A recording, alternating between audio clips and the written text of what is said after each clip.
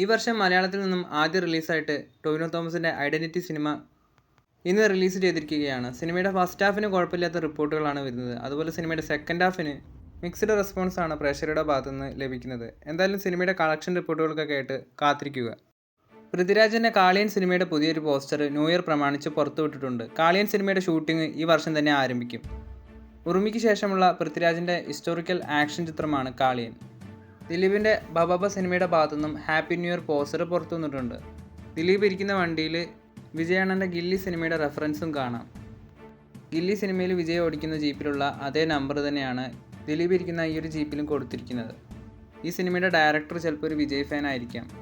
ആസിഫ് അലിയുടെ രേഖാചിത്രം എന്ന സിനിമയുടെ സെൻസറിങ് കഴിഞ്ഞിട്ടുണ്ട്. സിനിമയ്ക്ക് US സർട്ടിഫിക്കറ്റാണ് ലഭിച്ചിരിക്കുന്നത്.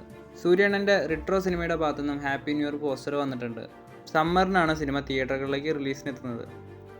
ആവാസ വ്യൂഹം, പുരുഷപ്രേതം എന്നീ സിനിമകൾക്ക് ശേഷം അർജുൻ അശോകനെ നായകനാക്കി കൃഷാന്ത് സംവിധാനം ചെയ്യുന്ന പുതിയ ചിത്രം വരുന്നു. ഈ സിനിമയുടെ ഒഫീഷ്യൽ അനൗൺസ്മെൻറ്റ് ഉടനെ ഉണ്ടാവും.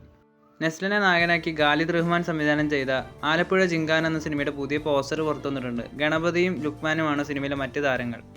വിഷു റിലീസായിട്ടാണ് സിനിമ തിയേറ്ററുകളിലേക്ക് എത്തുന്നത്. ഡിയർ സ്റ്റുഡൻസ് എന്ന സിനിമയുടെ ഭാഗത്തുനിന്ന് നയൻതാരയുടെയും നിവിൻ പോളിയുടെയും ഹാപ്പി ന്യൂ ഇയർ പോസ്റ്റർ വന്നിട്ടുണ്ട്. മഞ്ഞുമൽ ബോയ്സ് എന്ന സിനിമയുടെ ഡയറക്ടറായ ചിദംബരം ഡയറക്റ്റ് ചെയ്യുന്ന പുതിയ സിനിമയുടെ പ്രഖ്യാപനം വന്നിട്ടുണ്ട്.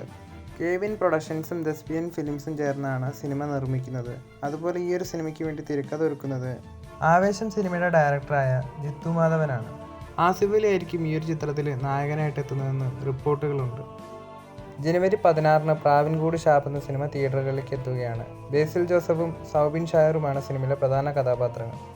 GVM മമ്മൂക്ക ചിത്രമായ ഡൊമിനിക് ദ ലേഡി സ്പേസ് എന്ന സിനിമയുടെ റിലീസ് ഡേറ്റ് പ്രഖ്യാപിച്ചിട്ടുണ്ട്. ജനുവരി 23 സിനിമ തിയേറ്ററുകളിലേക്ക് എത്തുന്നത്. ജനുവരി 30 ലാലേട്ടൻ്റെ തുടരും സിനിമ തിയേറ്ററുകളിലേക്ക് എത്തുന്നുണ്ട്.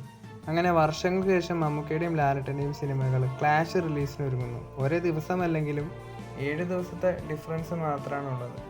ഏതായാലും ആദ്യം റിലീസിനെത്തുന്നത് മമ്മൂക്കയുടെ ഡൊമിനിക് എന്ന സിനിമയാണ്.